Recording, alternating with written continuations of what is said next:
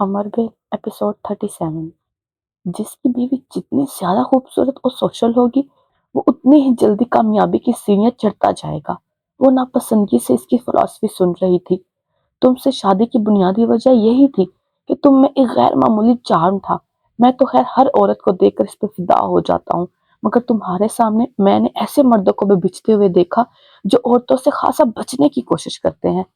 तो ये मोहब्बत नहीं थी। सारा को पता नहीं क्यों इसकी बात से तकलीफ पहुंची। इसमें टीन एजेस वाली अहमकाना किस्म की मोहब्बतें तो नहीं हो सकती। इस उम्र में बंदा बहुत सोच समझ कर मोहब्बत करता है। वो देखता है कि मोहब्बत के बदले में इसे क्या मिल सकता है और फिर ही कोई फैसला करता है। वो भी इसे लेक्चर दे रहा था। अब देखो ना, तुमने भी तो मुझसे मोहब्बत करते हुए बहुत कुछ देखा होगा। वो भी इसे आईना दिखा रहा था। ये देखा होगा कि मेरा करियर क्या है, मैं किस फैमिली से ताल्लुक रखता हूँ, देखने में कैसा हूँ, मेरा स्टेटस क्या है, मेरे साथ तुम्हारी जिंदगी कैसी गुजरेगी, मैं तुम्हें कितनी सिक्योरिटी दे सकता हूँ, कैसा मुस्तकबिल दे सकता हूँ। ज़ारा का चेहरा जर्द हो गया। इसी तरह मैंने भी कुछ चीजें देखी थी। तुम खूबसूरत थी, मशहूर थी, तुम्हें मर्दों को हैंडल करना आता था, और मुझे ऐसी ही बीवी चाहिए थी, क्योंकि जिस प्रोफेशन से मैं ताल्लुक रखता हूँ वहाँ ऐसी ही बीवी की जरूरत होती है। अब मोहब्बत का जहां तक ताल्लुक है, तो जाहिर है मोहब्बत भी है। आखिर मैंने शादी की है तुमसे। वैसे भी मैं जो कुछ हासिल करना चाह रहा हूँ, ये हम दोनों के लिए ही है। क्या तुम नहीं चाहती कि हमारे पास इस जॉब से हासिल होने वाली मुराद के अलावा भी कुछ हो? आखिर इस जॉब के बलबूते पर तो हम जिंदगी को एंजॉय नहीं कर सकते। मेरा और जो तुम्हारा लाइफस्टाइल है, वो इस तनख्वाह में तो नहीं किया जा सकता। तनख्वाह तो 2 दिन में खत्म हो जाएगी। फिर महीने के 28 दिन तुम और मैं क्या करेंगे? वो भी से हकाइक बता रहा था। जिंदगी में बहुत कुछ हासिल करना चाहता हूँ, और यकीनन तुम भी बहुत कुछ हासिल करना चाहती हो। वो इससे कह नहीं सकी कि वो एक घर, शोहर और बच्चों के अलावा और कुछ नहीं चाहती, कम से कम जिंदगी के इस हिस्से में। वो बोलता जा रहा था, इन सब चीजों को हासिल करने के लिए दौलत जरूरी है। अब दौलत कैसे हासिल की जा सकती है, ये हमें प्लान करना है। इंसान के हाथ में पावर हो तो फिर दौलत का हासिल मुश्किल नहीं होता, और मैं भी अपनी इस पावर को इस्तेमाल करना चाहता हूँ। वो मायूस हो रही थी। जहांगीर मास की शख्सियत का एक और पहलू इसके सामने आ रहा था। सैयद सुबहानी से मिलने वाला वो होटल आइंदा चंद सालों में कितनी मालियत का हो जाएगा, इसका शायद तुम अंदाजा भी नहीं कर सको। वो शख्स इस होटल को एक दूसरी जगह करने वाली इन्वेस्टमेंट की वजह से बेचने पर मजबूर है, और मैं चाहता हूँ मैं इस शख्स की कमजोरी का फायदा उठाऊं, और तुम ये काम बखूबी कर सकती हो। वो मुस्कुराते हुए सारा को देख रहा था। वो मुस्कुरा नहीं सकी, मगर इसने वही किया था जो जहांगीर चाहता था। जहांगीर ने शायद सुबानी से इसकी मुलाकात करवा दी थी, और सारा ने अपनी खूबसूरती का भरपूर इस्तेमाल किया था। अगले कई माह सैयद सुबहानी के साथ इसकी मुलाकातें जारी रहीं। मुलाकातें किस किस हद को पार करती रही, जहांगीर इससे बेखबर नहीं था, मगर सारा को इस इत्मीनान पर हैरत हुई। वो सिर्फ इस बात पर खुश था कि सैयद सुबहानी बिलाखिर ये होटल जहांगीर को बेचने पर तैयार हो गया, बल्कि मार्केट प्राइस से कम प्राइस पर। जहांगीर के पास इस होटल को खरीदने के लिए रुपया कहाँ से आया था, वो ये भी नहीं जानती थी, मगर वो ये जरूर जानती थी कि ये रुपया वो अपनी तनख्वाह में से बचा सकता था, ना ही इसने किसी से कर्जा लिया था। सैयद सुबहानी के साथ जिस दिन इसने इस होटल का सौदा किया था और अमेरिका में रहाइश पजीर अपने एक दोस्त के नाम पर वो जायदाद खरीदी थी, इस दिन इसने जारा को हीरो का एक कीमती हार तोहफे के तौर पर दिया था। जारा को पहली बार इसका कोई तोहफा लेकर खुशी नहीं हुई। वो जानती थी ये तोहफा नहीं, कीमत है इस काम की जो इसने जहांगीर के लिए किया था, और जो अब इसे बार बार करना पड़ेगा। इसका अंदाजा ठीक था। वो होटल सिर्फ पहला कदम था, और पहला कदम उठाने के बाद जहांगीर मास को रोकना बहुत मुश्किल था। जारा लंदन की तकरीबात का एक बहुत मकबूल नाम बन गई थी। ऐसा नाम जिसके बारे में सिर्फ बातें ही नहीं, और भी बहुत कुछ कहा जाता था। जहांगीर का इसके बारे में अंदाजा बिल्कुल ठीक था। वो वाकई गैर मामूली कशिश रखती थी, और बहुत जल्द इसने सिफारत खाने के तमाम ऑफिसर्स की बीवी को बहुत पीछे छोड़ दिया था। मगर वो इस सब से बहुत खुश नहीं थी। जहांगीर से शादी करते वक्त इसने ऐसी जिंदगी गुजारने का ख्वाब नहीं देखा था। वो स्टेटस भी बरकरार रखना चाहती थी। इसे जहांगीर से दिलचस्पी भी इसके करियर और फैमिली की वजह से हुई थी, मगर इसके बावजूद इनकी चीजों की जो कीमत इसे अदा करनी पड़ रही थी, वो बहुत ज्यादा थी। वो बुनियादी तौर पर इसकी चमक दमक से बेजार हो चुकी थी, اور عمر کی پیدائش ان چیزوں سے نجات کی کوشش تھی۔ اس کا خیال تھا کہ بچے کی پیدائش جہانگیر کو بدل دے گی، جہانگیر کی پیسے کے لیے ہوس میں کمی آ جائے گی، یا کم سے کم وہ پیسے کے حصول کے لیے اسے استعمال کرنا چھوڑ دے گا۔ مگر اس کا اندازہ غلط تھا۔ جہانگیر یہ جاننے پر کہ وہ امید سے بہت مشتعل ہو گیا تھا۔ اس کا خیال تھا کہ وہ اپنے کیریئر کی اس سٹیج پر بچے جیسی کوئی مصیبت پالنا نہیں چاہتا، مگر زارا کم سے کم اس معاملے پر اس کے دباؤ میں نہیں آئی تھی۔ جہانگیر کی دھمکیوں کے باوجود اس نے ابورشن نہیں کروایا تھا، اور بالآخر جہانگیر اس کی اس ضد کے سامنے گھٹنے ٹیکنے پر مجبور ہو گیا تھا۔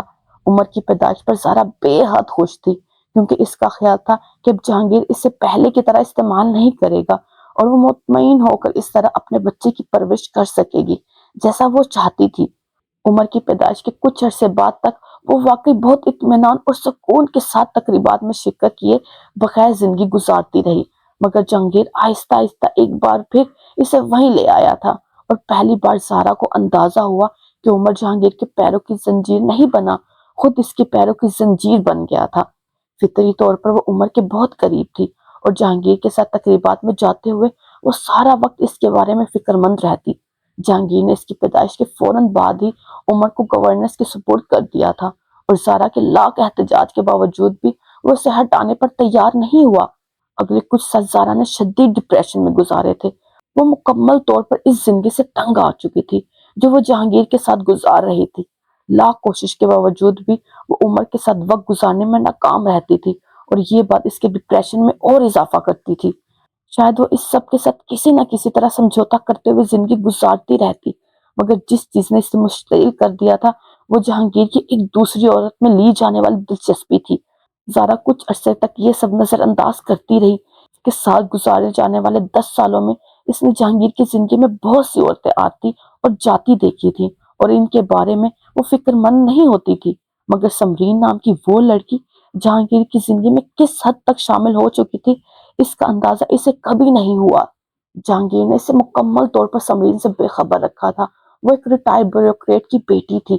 جہانگیر کے ساتھ اس کی ملاقاتیں کب اور کہاں ہوئی زارا نہیں جانتی تھی، مگر جب اسے سمرین کے وجود کا پتہ چلا تھا تو زندگی میں پہلی بار وہ اپنی شادی کے اس فیصلے کے بارے میں سنجیدگی سے سوچنے پر مجبور ہو گئی تھی۔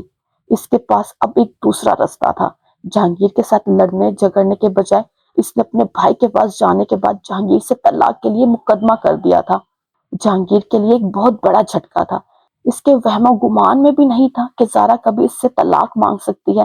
وہ خود بھی سمرین کی محبت میں گرفتار ہونے کے باوجود جو زارا کو طلاق نہیں دینا چاہتا تھا۔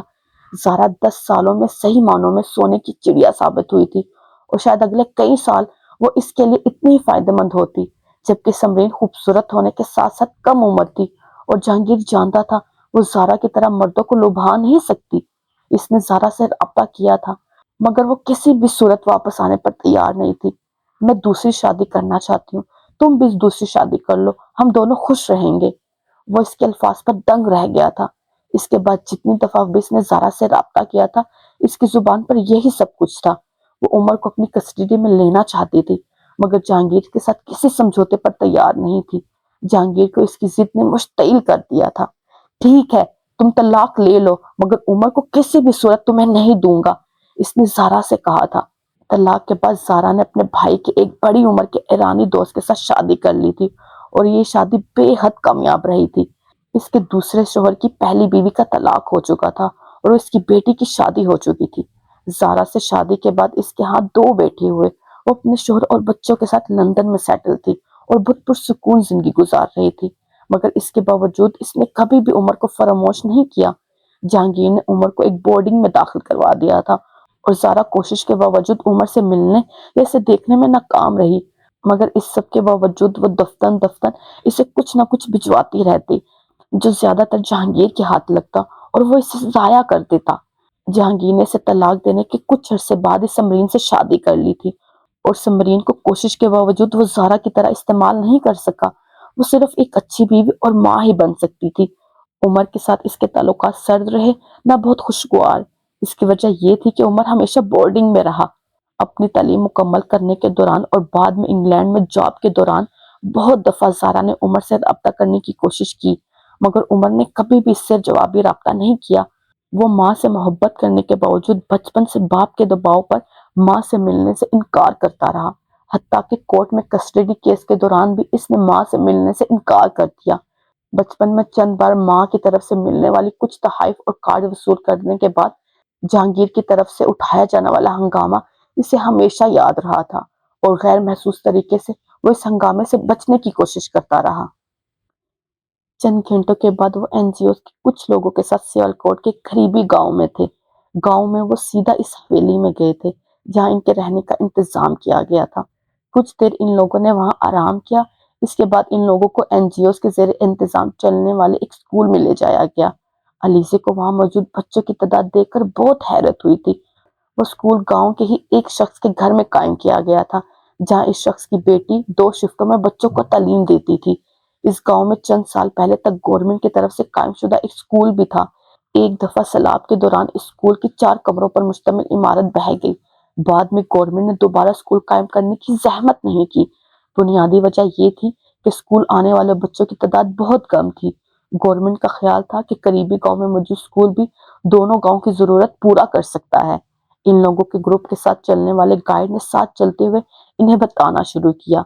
گاؤں والوں نے اس لیے اس پر اعتراض نہیں کیا کیونکہ وہ پہلے یہاں اسکول کی موجودگی کو ناپسند کر رہے تھے۔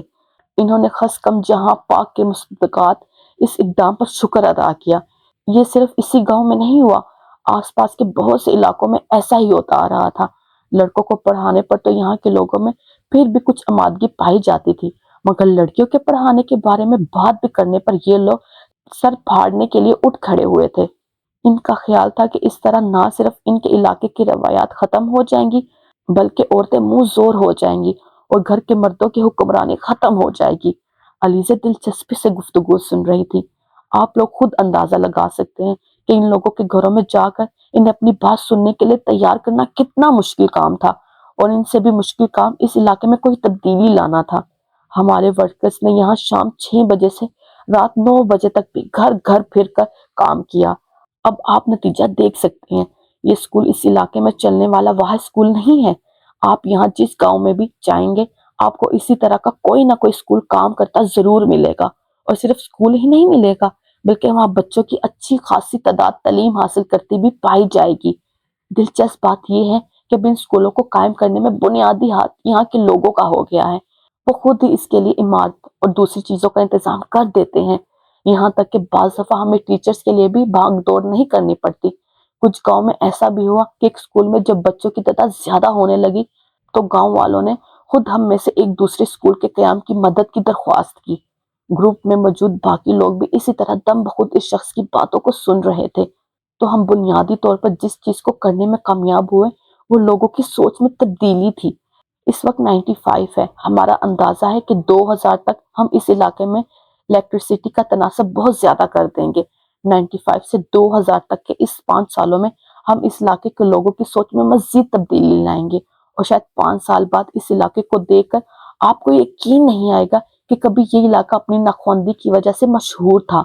تعلیم کے علاوہ یہاں آمدنی کے ذرائع بڑھانے کے لیے ہم نے ان فیکٹری سے رابطہ کیے جو یہاں سے گھروں میں سلے ہوئے فٹ بال منگواتی تھی۔ یہاں عورتوں کے لیے یہ ممکن نہیں ہوتا تھا کہ ان فیکٹری میں جا کر وہاں فٹ بال سیئیں اور اسی طرح کچھ بہتر معاوضہ حاصل کریں، لیکن ہم نے ان فیکٹریوں کو مجبور کیا کہ وہ ان علاقوں میں اپنے سینٹرز قائم کریں اور جہاں یہ عورتیں کام کریں، اور اس طرح نہ صرف اپنا معاوضہ حاصل کر سکتی ہیں بلکہ انہیں اپنے گھر سے بہت دور بھی نہیں جانا پڑے گا۔ شروع میں اس کام میں بھی ہمیں بہت پرابلم ہوا کیونکہ زیادہ تر علاقے بارڈر ایریاز ہیں اور فیکٹریاں یہاں اپنے سینٹرز قائم کرنے کو تیار نہیں تھی، کیونکہ بارڈر پر ٹینشن کے زمانے میں نہ صرف یہ علاقے خالی کروا لیے جاتے ہیں بلکہ ان سینٹرز کو بھی بند کرنا پڑتا۔ لیکن پھر آہستہ آہستہ کچھ بڑی فیکٹریز نے ہم لوگوں کے دباؤ کے تحت یہاں سینٹر قائم کیے۔ میں نے سوچا شاید تم زارا سے ملتے ہوگے۔ علیزہ اگلی شام اپنے کمرے سے نکل کر لانچ کی طرف آ رہی تھی۔ جب اس نے لانچ میں نانو کو عمر سے کہتے سنا وہ ٹھٹک گئی۔ رات کو عمر کے کمرے میں جانے کے بعد وہ بھی کھانا کھا کر اپنے کمرے میں آ گئی تھی۔ بہت دیر تک وہ عمر کے بارے میں سوچتی رہی، پھر آہستہ آہستہ نیند نے اسے اپنی گرفت میں لے لیا۔ آج صبح عمر ناشتے کی میز پر نہیں تھا۔ کالج سے واپس آنے پر اس نے لنچ پر بھی موجود نہیں پایا۔ سر میں کچھ درد ہے اس لیے آرام کر رہا ہے، اس کے پوچھنے پر نانو نے کہا تھا۔ علیزہ کچھ بے چین ہو گئی۔ کیا زیادہ درد ہے؟ جاری۔ رک جائے، آپ نے اس ویڈیو کو لائک کیا؟ نہیں کیا نا تو پلیز لائک کر دے، اور چینل کو سبسکرائب کیا؟ وہ بھی نہیں کیا ہوگا یقیناً، تو وہ بھی کر دے پلیز۔ اور اینڈ پہ کمنٹ کیا آپ نے؟ نظر آ رہا ہے آپ نے کمنٹ نہیں کیا، تو وہ بھی کریں تاکہ پتہ چلے یہ ویڈیو کہاں سے دیکھی جا رہی ہے۔ ٹیک کیئر، اوکے، اللہ حافظ، take care, tata, bye bye.